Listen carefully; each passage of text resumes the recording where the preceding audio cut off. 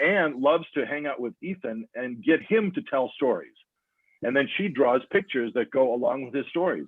So this is one that he came up with a while ago. It's called Ethan Flies to the Moon, where he told the story. He got in a rocket ship and he flew to the moon, and then Anne drew out the various steps of his story.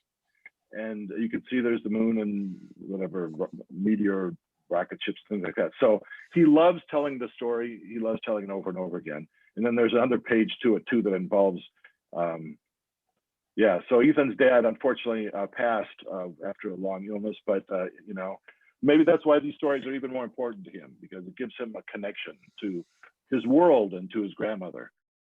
All right, Rochelle, great. Go ahead and tell us your personal transformational story. So I've been going to Elliott for about 10 years, and one of my favorite things is Moonstruck.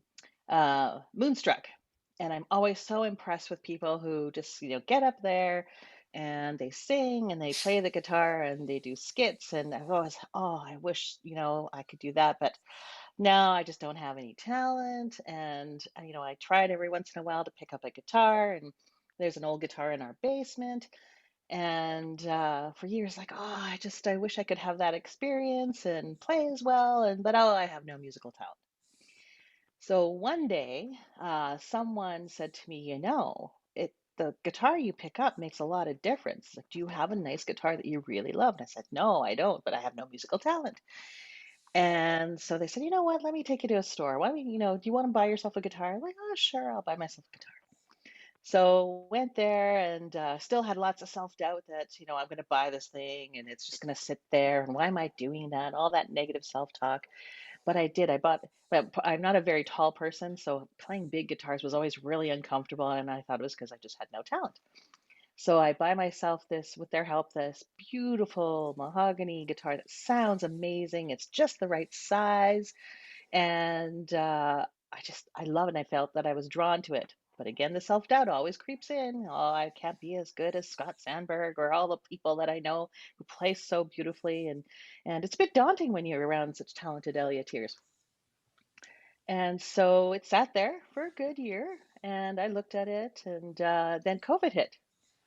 And I thought, well, what else am I going to do besides work all the time? And so I tried some online lessons, and that was going okay. And then I was introduced to someone named Tony Policastro. I don't know if anyone has seen him online, but his philosophy is, just 10 minutes a day. It's all you need, just 10 minutes a day.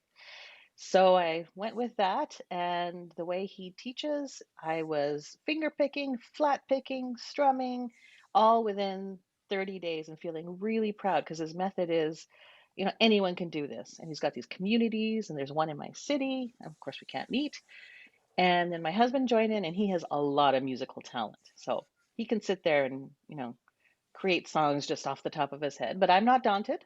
I'm continuing on. We play things together, and my beautiful guitar gets a lot of airtime now. And one day, I might just be up at Moonstruck comfortably. And that's my story. Excellent.